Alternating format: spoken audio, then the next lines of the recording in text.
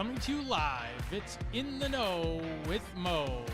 And now, here's your host, Mo Vella. Hey, thank you to the greatest producer on the face of the earth there for the introduction, Mark Grimaldi. I have a return guest. I promised her we were going to have her back. It took us a little time, but we got her back, and we will get to Gail Zahtz in just a second to talk about all kinds of life lessons surrounding survivorship and perseverance and resiliency. But before we do that, as you know, we start every week with my moment of truth, Moement, moment of truth. This week is a little serious. I don't think I'm any different than anybody else on the face of the earth that is still, frankly, a little traumatized and a little in shock over the slap heard around the world at the Academy Awards on Sunday evening. Will Smith, of course, as we all know now, is everywhere all over the news for having gone on the stage and slapped Chris Rock after Chris Rock made an admittedly insensitive joke, which is what he does for a living, I might add. But here's the deal, and this week's moment of truth. I've pondered all week on this. It literally rattled me. For it to be live on television around the world and that be what represents our country and our industry. I am now a part of that industry, and I was disgusted, and I'll tell you why. Violence and assault is never, ever, let me repeat, never, ever okay unless it is in self-defense. There's no ands, ifs, or buts about it. Hard stop. You can't hit somebody because you don't like what they said about you. If I had been doing that for 40 years, every time I was called chubby, or every time I was called a fag, or a joto in Spanish, every time somebody's called me something bad, I would have hit them. I'd be in jail with a life sentence. It would have never stopped. You cannot hit people unless it is in self-defense. So shame on you, Will Smith. You let me down. You let down millions of others of us around the world. I used to admire you. I used to be proud of you. And now I'm embarrassed for you. So shame on you. I appreciate the apology, man. But you know what? If I was you, I would have gone down to the LAPD and asked them to arrest me for assault. That would have sent the message to the young kids around the world that hitting somebody because you don't like what they said about you or your loved ones is unacceptable and it's illegal. So anyway, that's the moment of truth. Sorry for those I've offended, but that is how passionately I feel about it. It is never okay to hit another human unless you're defending yourself from physical harm.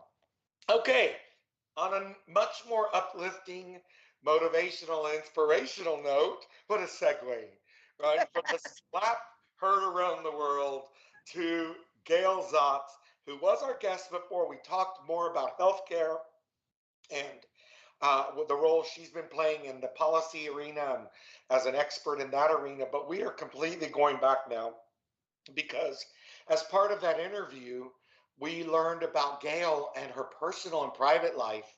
And I said then, I got to have you back because she has overcome. She has survived. She has fought. She's a winner. She's a champion against all odds. And so, Gail, let's go back and remind. I'm sorry to have to do this to you, but I want to go back to those painful memories in your life that will be the premise of our discussion today on resiliency and overcoming. So, but remind us, please, you have how many children? You were living, I believe, if I remember correctly, in Massachusetts. Is that right? First of all, it's so good to see you, Mo. I Good to missed see you. you and have you back. You might be the first person we've ever had back. I think that may be true. Mark will have to correct me. I may be wrong. I think it's true. Yeah. So you were the first person to have a double visit. So welcome back. How's that? It's good to be I'm back. so old. I just reminded me of Welcome Back Cotter. That's age to me. Wow. Back, we'll go to our card catalogs and put in our beta tape. Oh my God. Cassette tape, remember? Cassette tapes? Yeah. Oh, with, eight track, oh, with, eight track cartridges. I had an R2D2 with an 8-track in it. Yes. Oh my God, I remember the Lawrence Welk show. My dad had it on an 8-track. With the bubbles. Yeah. We need bubbles when we throw our first party. We're Oh my going to do God, bubbles good now. down memory lane at In the Know with Mo today.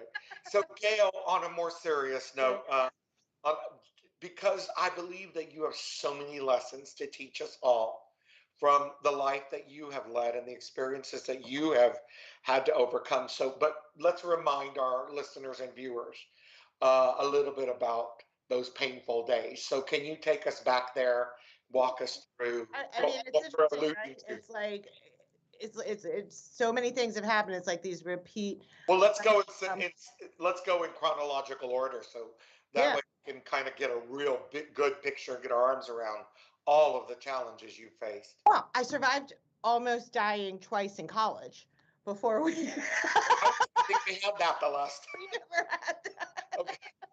Well, if it's not too personal, what might that have been? Yeah, no. In college, I was in like this crazy car accident. And the car like flipped. It doubled over. It was like I hit black ice. I was 18. The car was totaled. So, and there was like a tractor trailer coming down this way while I was stopped in the middle of the road. God. And the trucker had his wife in the car and did the very dangerous thing of swerving, and then stopped and drove me 70 miles out of their way to my college campus.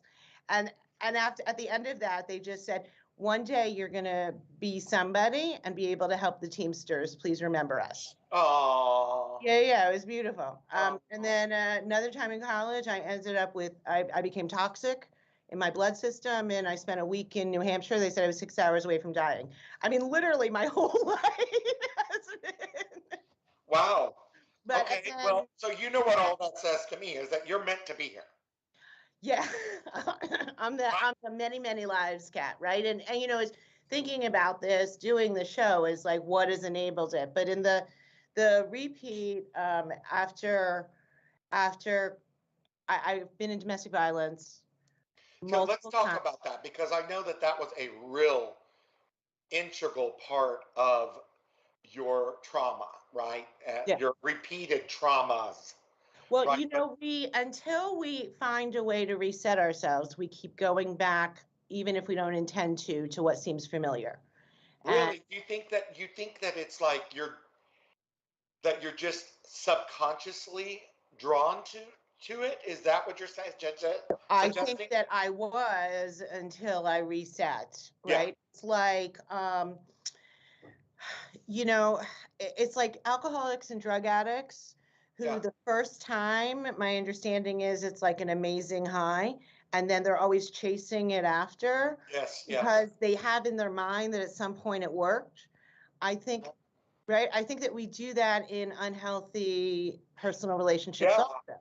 I've Right? heard It's this somebody before. from a young age, which Yeah, is and my you feel situation. like that's what happened to you. Like, in other words, before this self-discovery, before this kind of reaching out for help, which we'll talk about in a later segment. But you feel like you were constantly going back to the danger, right? In other words, constantly going back to the unhealthy.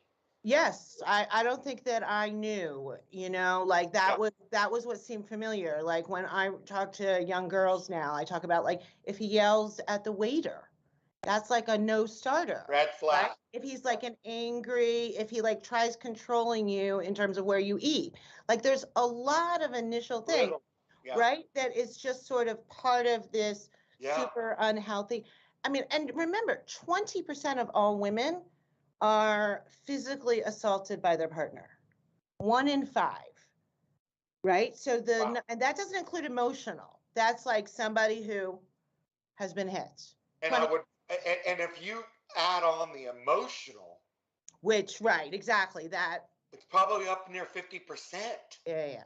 I bet you it's 30, 40, 50% up in there.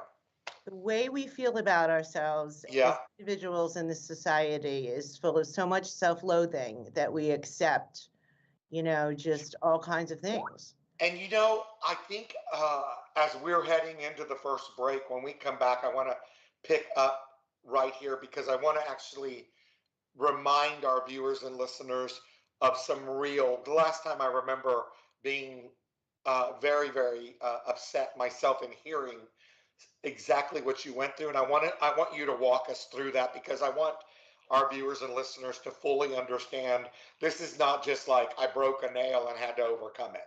You know what I'm saying? I mean, this is, homelessness and my children and I living in a car, right? And so when we come back from this first break, we're going to unfortunately go back there to better understand so that when we sing your praises at the end, it's going to be as powerful as you are.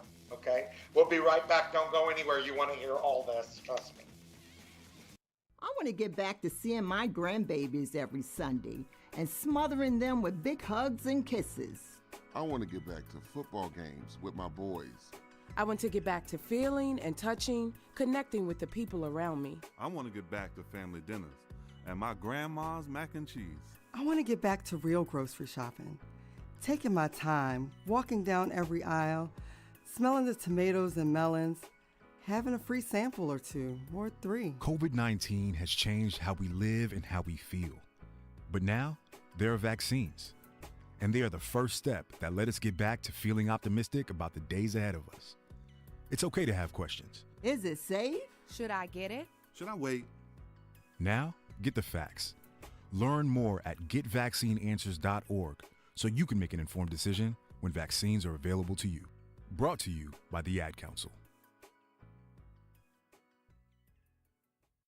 Hey sis, missed you this morning. Kim told me you weren't feeling well, so I'm just doing a self-care check. Oh, thank you, friend. How you doing? Girl, listen, my energy was so low because I didn't eat breakfast when I got up, so I had to miss virtual yoga with y'all. Trust me, I understand. But I'm doing much better now that I've eaten, so I'm back on track. Great. In that case, let's get some steps in tonight. I'll come over and we can walk around the lake. Sounds good. Appreciate you being in my business, too. Now, let me get in yours. Did you check your blood pressure today? I did that and my squats, okay? Okay. High blood pressure is not going to be my friend if I can help it. See you at 6? Let's get it. See you then. Now more than ever, it's important that we protect our hearts and the hearts of those we love. Check in on one another and be a part of a healthy blood pressure movement. Rally your squad to take the online pledge at releasethepressure.org. Brought to you by the Release the Pressure Coalition and the Ad Council. I'm Rick Smith, and this is Labor History in 2. On this day in labor history, the year was 1969.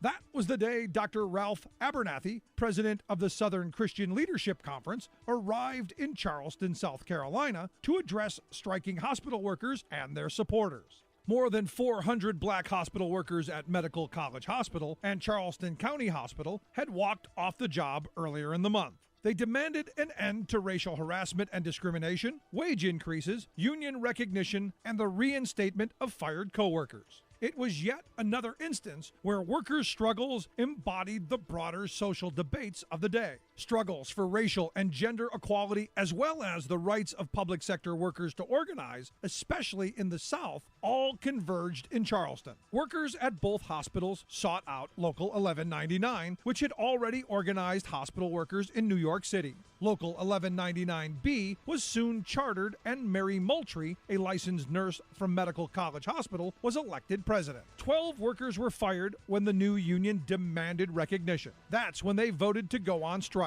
Picketers were met with injunctions and arrests. The president of MCH, William McCord, stated that he would not, quote, turn a $25 million complex over to a bunch of people who don't have a grammar school education. He and Governor Robert McNair cited the state's right-to-work law as justification for refusal to recognize the union. The SCLC arrived in Charleston to lend its support. Speaking to 1,500 workers and their supporters, Abernathy linked the struggles of Local 1199B to those of meat packers and sanitation workers. He also charged that Congress would rather spend millions on war than to stand people on their feet in Charleston. For more information, go to laborhistoryin2.com, like us on Facebook, follow us on Twitter.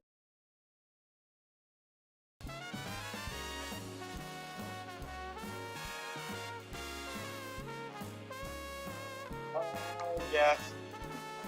Welcome back in the know with Mo. Yes, and my producer who continues to make fun of me because I requested Frank Sinatra in my intros and outros. And there it was. Thank you, Mark, for obliging. I guess that's the right word. But anyway, it wasn't that nice to hear that amazing music. A reminder for me personally, it's very soulful music. It reminds me to remember what really matters. And on that note, we got our wonderful guest, Gail Zahtz. She really matters. Her message today really matters. And that's why we invited her back, because I think it's a message that really needs to be heard today. We're going to learn a lot of life lessons from her. And by the way, before I forget, I want to mention anybody that may be watching or somebody you love, somebody you know, somebody you go to church with, somebody you work with that might be the victim of domestic abuse.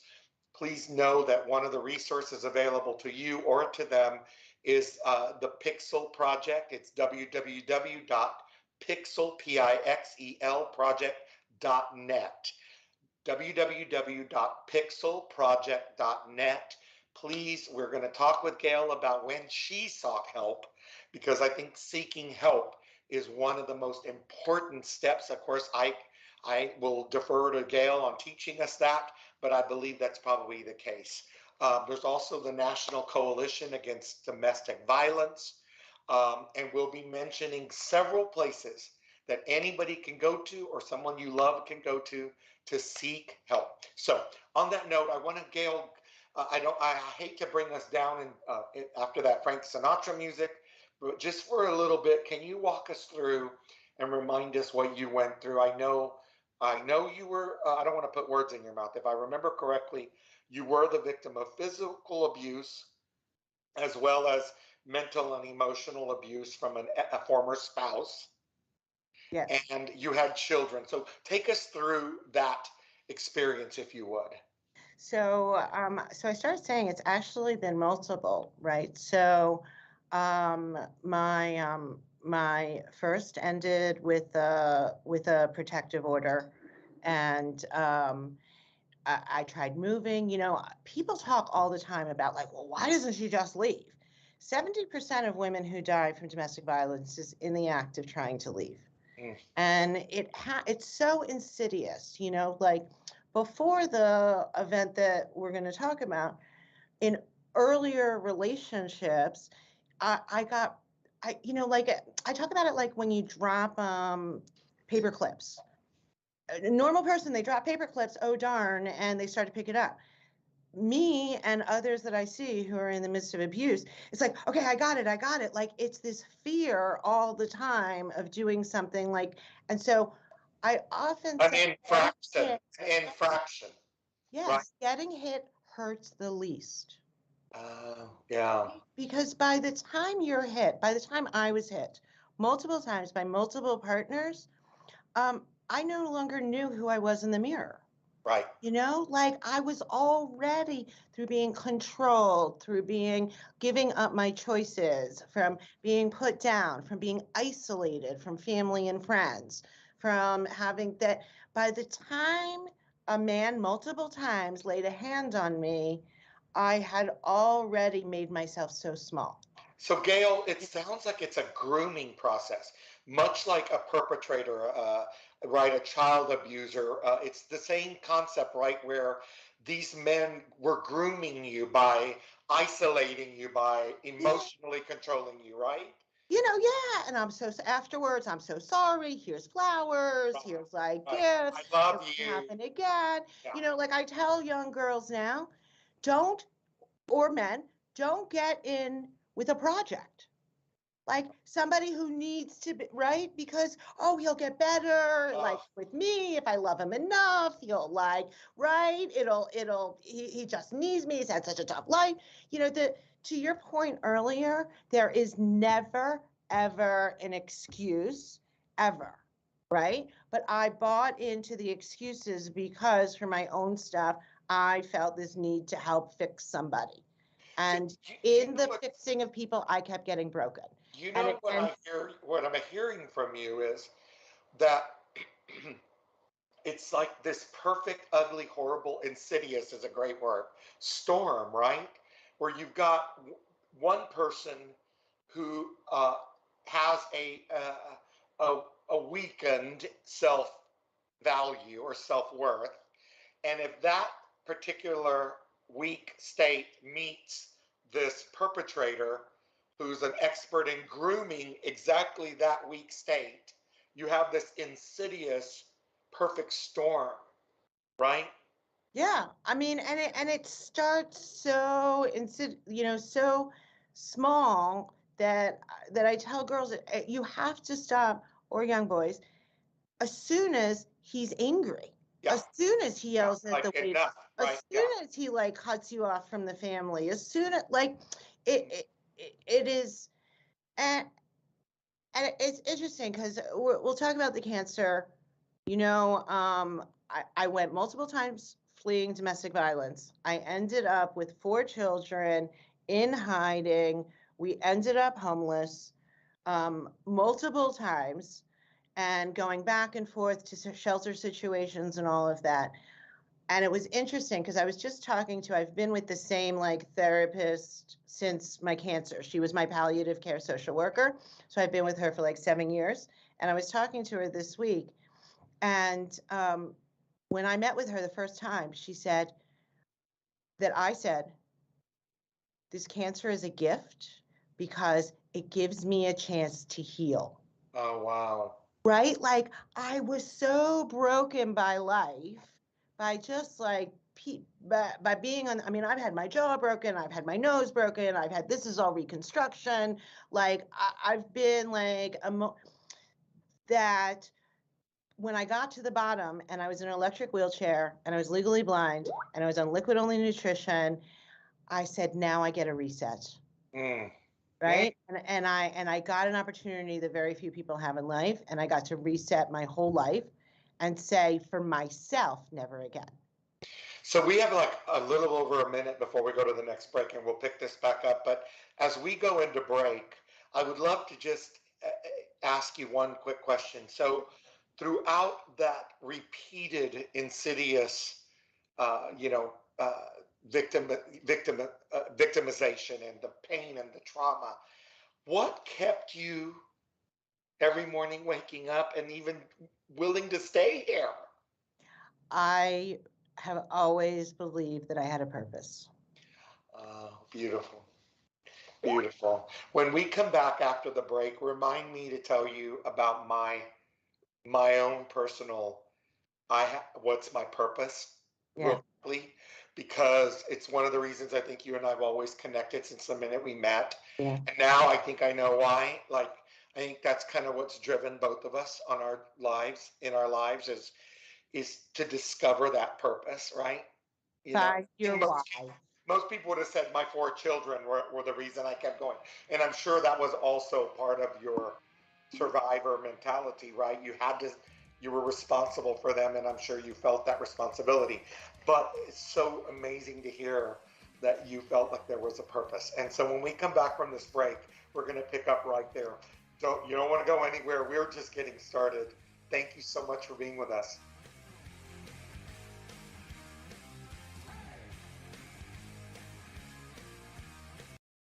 Hey, Dad, how do airplanes fly? What's in this box? Can I touch this? Where does sand come from? Is this tree good for climbing? What happens if I mix these two things together? How are babies made? What does this thing do? Kids are curious about everything, including guns. Talking to them about gun safety in your home is a good first step, but you can do more. Always keep your guns locked, unloaded, and stored separately from ammunition. Storing your guns securely is the best way to prevent family fire, including unintentional shootings. For more information on safe gun storage and ways to keep your family safe, visit endfamilyfire.org. That's endfamilyfire.org. What do we keep in the attic? What's this thing called? Can I ride my bike backwards?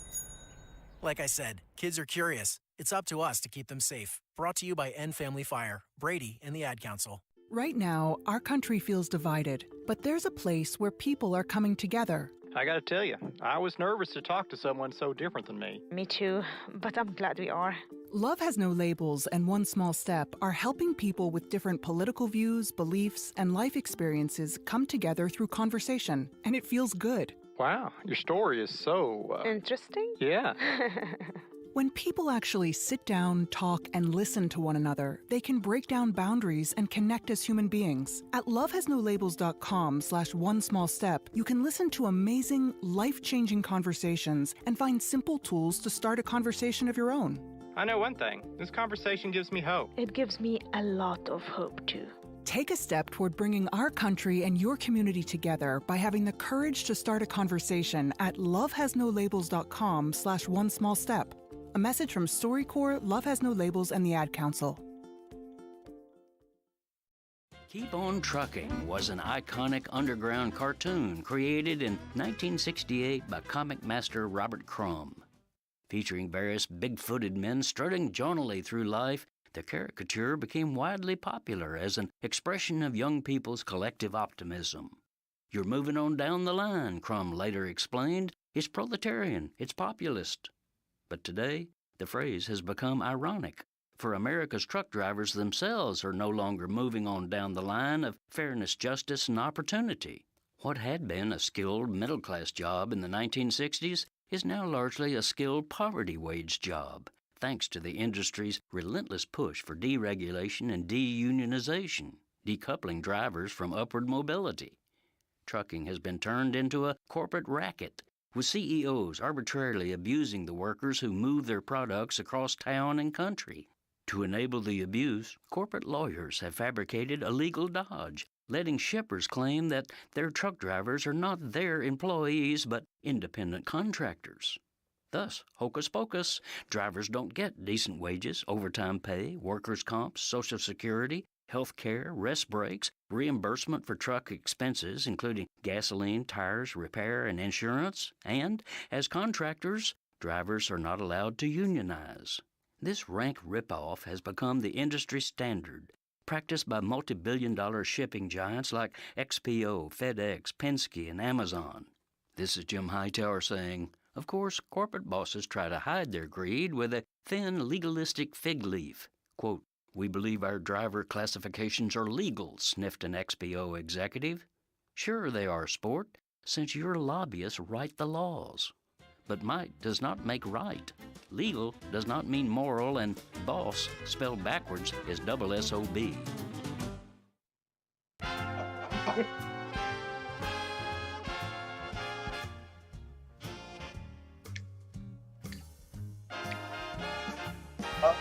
Yeah.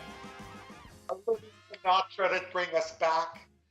We're with Gail Zahtz. It's an incredible story, her life story. What an inspiration she is. And we're talking about surviving, about resiliency, about perseverance, and the lessons that Gail can teach us from having overcome, frankly, what I wish no human would have to experience: multiple domestic abuse victimizations, homelessness with 4 children, shelter to shelter, cancer, severe cancer survivor. And here she sits, filled with stars all over her, with that $1,000,000 smile. And I wanted her to have her back because, to me, it's not just like, oh, way to go, Gail. It's more importantly, I know that from her spirit and getting to know her a little bit, I know that she feels the same way I do, which is, what can we learn from Gail's experience so that maybe somebody listening or watching might have it just a little bit easier or better, and that we can learn from her how we can grow and evolve as a person. So I know she shares that commitment and passion. So we're going to keep mentioning places you can go seek help. So on that note, Gail, you mentioned that what kept you here throughout all of these hurdles and traumas and challenges that frankly would have done in most people, right? What kept you here was purpose, and that you felt that there was a purpose. And I very quickly want to share something very personal. I don't know if I did last time. If I did, please stop me. But when I was 17, I had played football, and I quit football a few years before. And my fellow football players, since I was Pee Wee football, had they turned on me when I quit football at the age of 17, and they waited for me between my classes. Did I share this with you? Yeah. And every day for 6 months, they would call me a faggot. And this was a deep, dark secret I had that created an incredible anxiety in my life. And it never, ever, ever allowed me to really be at peace the first 20 years of my life, because it was Texas, Catholic, Latino, the son of a prominent family. And so my little secret was a very severe angst for me. And when these guys turned on me and they started calling me a faggot every day, after 6 months of that, I went and got a pistol out of my father's gun cabinet, and I went to the garage and put the pistol to my forehead to take my life. And when you just said that, it really resonated with me, because the one thing that kept me here, was at that moment I said to myself, if I pull this trigger, I'll never know why I was put here. I'll never know my purpose. Yeah. Thank you. That your story really resonates with me on this issue of purpose. Yeah. Because if there's nothing else that anybody listening or watching gets from you and I today, it's every single human being has a purpose. Yes. Right? Yeah. And every one of us is worthy and equal and deserves a place at the table of life. And if there's anything you and I probably can say today, hopefully, is find your purpose. Right? Or let it find you, right? Oh, beautiful. It's beautiful. been there. It's a question of letting go of everything else so that we can accept it. Maybe it becomes more clear that way, right? Viktor Frankl wrote this beautiful book on Man's Search for Meaning, and he was a Holocaust survivor, and he was a psychiatrist. And it's one of my favorite books. And he talks a bit about what it was like in the camps. One of my favorite lines being that the best of us did not survive. Based on what had to happen for survival. But then he went on and talks about the fact that what he saw consistently as a psychiatrist before, as a prisoner in the concentration camps, and then as a successful psychiatrist after, was people who had purpose. That when you have a why, that when and it's so interesting because I started to say, I was talking to I've been with the same therapist since the cancer. Right. And I met her. She's part of a palliative team. So because I was dying, right? Remember, everybody thought I was dying. They gave up on me. I was warehoused, right? I was warehoused in a basement of a nursing home where I met her the day I got my cancer diagnosis. And I do not recall this. And she told me that I remember all the other stuff I said, but she said, when I sat down with her, I said, that I get a chance to do this reset. I want to heal because I have things that I have to do. Will you help me? And she said in all of her years of working with people who were dying, she had just never experienced someone so close to death who was so alive. Wow. Right? Because when we have a purpose, when we have a reason, and for me, it was always about making it matter. We have this kind of notion that there is normal and this better family and this better life and that other people have it easier. And why did this happen to me? The grass is always greener. Yeah, but I don't know where people get this notion that there is some easy street life out there. There isn't. Life is hard. It is. It's complicated. It's painful. People do really bad things. That is the reality. Bad things happen. Buildings collapse. Terrorists shoot you. Terrible things happen. There is no easy button, right? So what there is who am I? Who am I showing up every day when nobody is looking? So I want to go back to something because you shared with Mark and I some of the thoughts that you thought of and how you survived, why you survived, why you felt you had it, why you knew your purpose, why you. You froze up. Okay, so you want me to just talk, Mark? Okay. Okay, so thanks everybody. So the first is not believing I had a choice.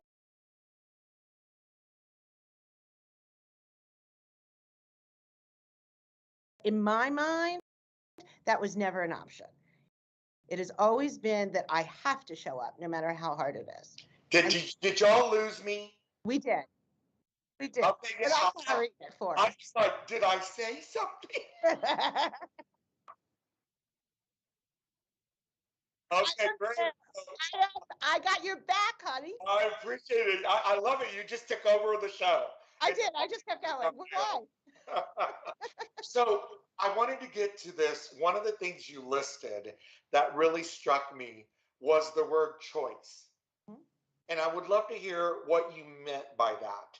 Are you, is it that you believe that we can choose?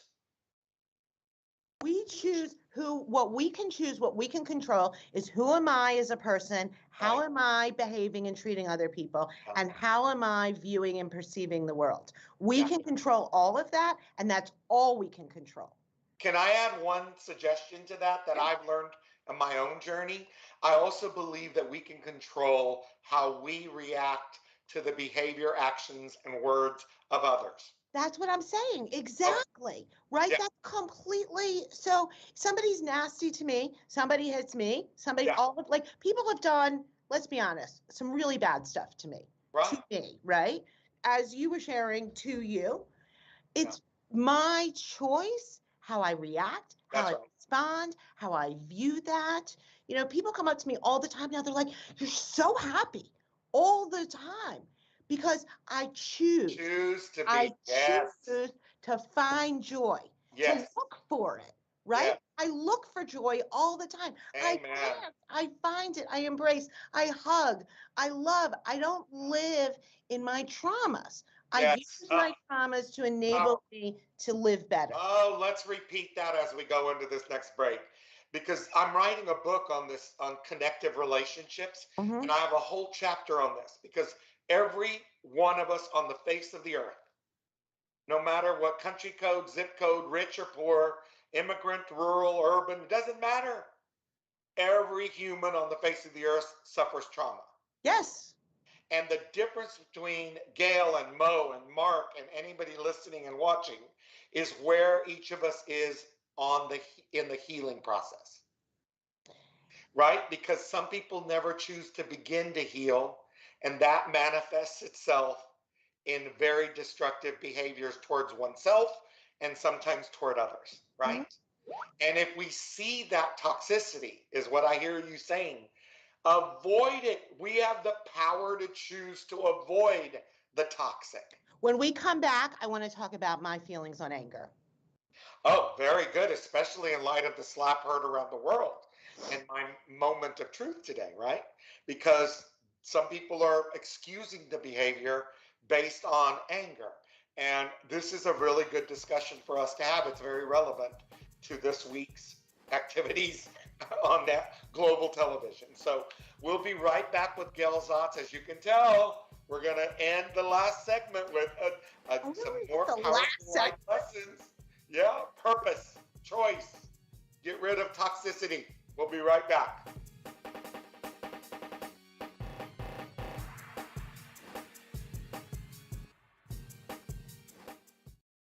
What I know about courage, I learned from my adoptive mom. She said sometimes you just gotta hold on and know we'll get through this. Mom, we are so high up. Hold my hand. No, you hold my hand. Here we go. Learn about adopting a teen from foster care. You can't imagine the reward. Visit adoptuskids.org to find out more. I learned patience from my adoptive dad. All he had to say was, "Hey, you got this. Just breathe." Hey, we're pretty good. Yeah. Might have to start a band. I got it. Learn about adopting a teen from foster care. You can't imagine the reward. Visit adoptuskids.org to find out more. This message is brought to you by Adopt US Kids, the U.S. Department of Health and Human Services, and the Ad Council. COVID-19 has changed how we live and how we feel. We show up differently, worship differently, and have found new ways to express our love and support to family and friends. But now there are vaccines, and they are the first step that lets us get back into the things we miss most, like spreading the word without spreading concern, girls tripping instead of solo sipping, brunching instead of late night munching, and talking smack with a side of mac and cheese. It's okay to have questions about COVID-19 vaccines. Should I get it? Should I wait? Is it safe? Can I trust it? What about pre-existing conditions? Now get the facts. Visit getvaccineanswers.org so you can make an informed decision when COVID-19 vaccines are available to you. Brought to you by the Ad Council.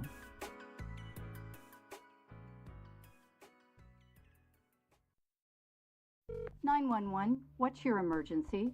America's healthcare system is broken, and people are dying. Welcome to Code WAC, where we shine a light on our callous healthcare system, how it hurts us, and what we can do about it. I'm your host, Brenda Gazar, this time on Code WAC. What's the latest with direct contracting entities and the assault on traditional Medicare by Wall Street and the insurance industry? Who makes up the growing resistance to this program of the Center for Medicare and Medicaid Services, and what are they doing to stop it? We recently spoke to Dr. Ed Weisbart, a retired family physician, former chief medical officer of Express Scripts, and a national board member of Physicians for a National Health Program, to get an update on some troubling developments. Okay, question. Is the new entity called ACO REACH or ACO REACH? Technically, the name is the ACO REACH model, but we just call it REACH. Is it the same thing now as a direct contracting entity, or what is ACO REACH? Yeah, it is essentially the same thing, only in some ways worse. It's the same in that it's got middlemen in the exact same way I was describing, and these middlemen can keep potentially as much as 40% of what Medicare pays them. You know, traditional Medicare spends 98% out of what they get. They spend 98% of that on healthcare and not on overhead or profit. The insurance industry spends more like 85% and keeps 15% for overhead and profit. Whereas these new organizations, DCEs and now the REACH entities, are allowed to spend as little as 60% on healthcare and keep 40% for overhead and profits. Get the full Code WAC story on ProgressiveVoices.com and on the PV app. Catch all our episodes by subscribing to Code WAC wherever you find your podcasts. This podcast is powered by Heal California, a nonprofit that uplifts the voices of those fighting for healthcare reform around the country. Until next time, stay healthy.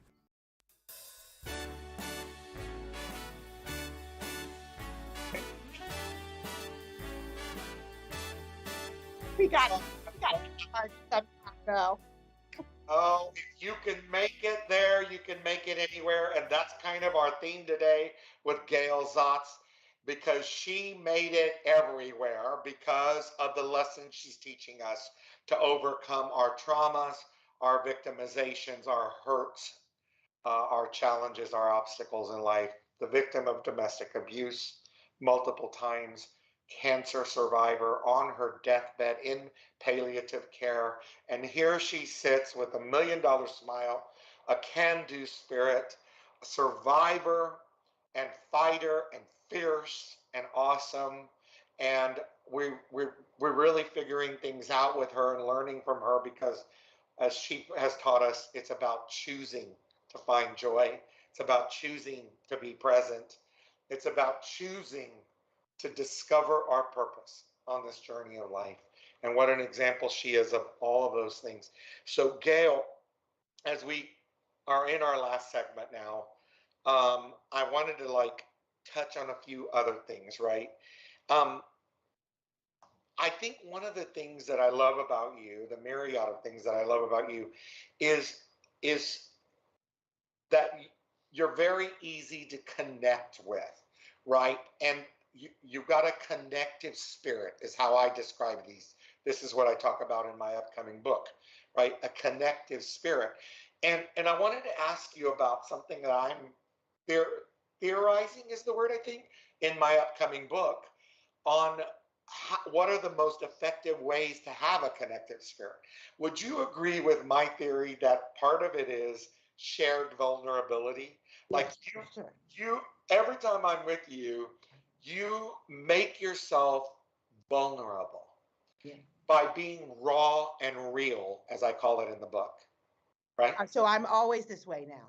Always, no matter what. If I'm with my kids, with the family, if I'm in a boardroom, if I'm doing a multi-million-dollar deal, I am always exactly who you have seen, Mo. Okay. I show up as my full self. Yeah.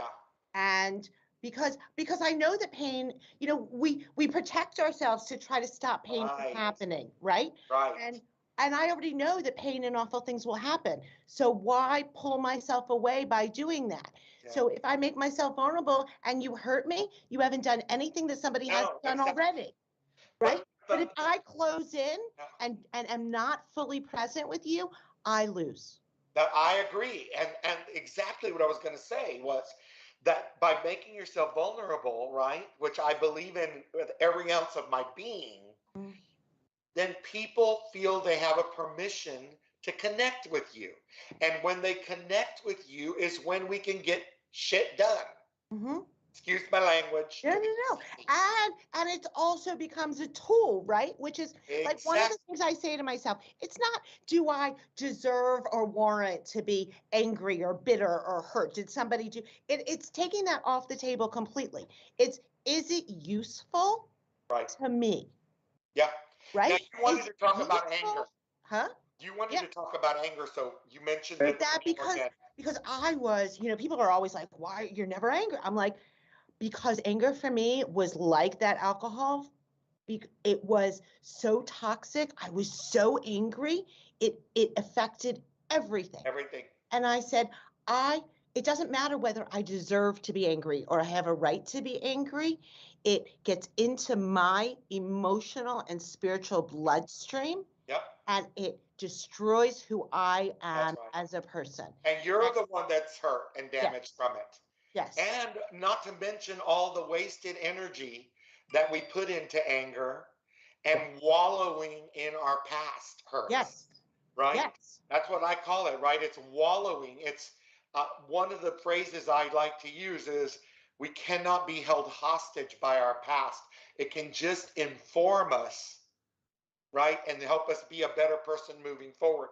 But to be held hostage and not heal is only, you're the one that's going to suffer. You're the one who's suffering, and we can say that I'm on Mother's Day weekend in a couple months is my 5-year cancer anniversary. Oh, wow. 5 years since they wanted me to, is actually 6 years since they wanted to send me away to die. But 5 years since I hit no evidence of disease. So we can say that I'm living every day on borrowed time, but that doesn't make me exactly. We all are every day. So do we choose to see this as a gift? And if it's a gift, which I believe, which you believe, then what are we doing with that gift? Absolutely. And when we step out of ourselves and do for others in a selfless way, we heal and are better. Oh. When I connect, right, to your pain, to somebody else's pain, there is always someone who has had it worse than me. There is someone who has it worse than me today. There is someone who can benefit and needs. There is always an opportunity for me to get out of myself and my own problems and do for others. And honestly, it's the most selfish thing because when I do that, I step out of my problems. And you heal. Exactly. And we find joy. Yes. Which is one of my survival things, right? Yeah. And I've often said that that having and it does take courage to heal. It takes courage. I don't want to diminish that it takes courage because for those that may be watching or listening that have not begun the healing process, I do respect that it takes courage, but I encourage you to adopt the courage, to gain the courage. Choose your superhero cape. Yes. Choose your cape and put it on and suit up. Because each of us has the power. We each do. We really do have the power. And I want to go back to that. Speaking of the powers that we have, this is probably one of the most beautiful lessons that we've heard from you and learned from you, at least I have today, which is such a reminder of something I've been talking about for years, which is that Because remember, I went through some trauma myself, as I shared earlier, and that was just one. That wasn't. I didn't even go through the main trauma that occurred to me in my youth, where I was literally taken from my family and sent away to a children's and adult mental hospital because I suffered from anxiety from my little secret. I knew I was gay since I was 7, and by the time I was 11, the anxiety was so severe I couldn't even stay in school. But they weren't in 1972 going to diagnose, oh, your son is gay. We didn't even use the word gay. And the American Medical Association considered being gay, homosexual, a mental illness. Mo, we all share the same root of all of our pain, which is our secrets. I agree. Right? And when we let go of the secrets, we find that they really weren't such a big deal. But you know what? I was just alluding to that because what I learned later, like you learned later, right? If we didn't know that when we were going through our traumas, right? But what we're trying to share to the audience today is no matter when you learn it, the most important thing is that you recognize the power that you possess within. Yeah. Right? And you're not sitting here and I'm not sitting here. We could both be very angry people right now. Yeah. You could be very angry at your ex-spouses who physically abused you. I could be very angry at that psychiatrist who didn't have the guts to diagnose that I was homosexual. Instead, he said I suffered from separation anxiety and that the only cure was to take me away from my family at 11. That could have ruined my whole life. Right? But I can't be angry about that. I'm like you. You, Gail Zahtz, and Mo-ment, we choose to live in the moment. We choose to heal. And we choose to continue to evolve as people. Right? 100%. And I tell people, do the next right thing. Oh, I like that. About it, right? It's not, we may not know what to do in a month or a year or a day, but the very next right thing, am I kind? Do I say thank you? Am I honest? Do I show up? That very next right thing, almost always we know what to do. Yeah, you're right. I think that's it's like an intuition. It's like it's human nature, right? That we most likely know what the next right thing to do is. So, we're down to 90 seconds, which it goes so fast, doesn't it, when we're talking from the heart? Yeah. And we're talking real issues about real life, right? And so many people are going through so many different challenges. And by the way, I think you will agree with me as we end this beautiful time together to also be very truthful and honest to our audience today. We don't want anybody, I don't, and I know you do neither. We don't want anybody listening or watching this to think that we are not suggesting that we do not have challenges still, that we still don't experience trauma, that we still don't experience hurt, right? I do not want anybody to think that we're saying that, right? It's saying create a beautiful life regardless. That's right. Around you. We just choose to look at those, put them aside, avoid them when we can, avoid toxic people and toxic experiences. Gail, we love you at In the Know with Mo. We thank you for being with us again. To Mark Grimaldi, thank you to Dave Compton, my assistant. Can't do these things without you, and to my beloved Leslie Marshall for the chance to have the show to begin with. Thank you all.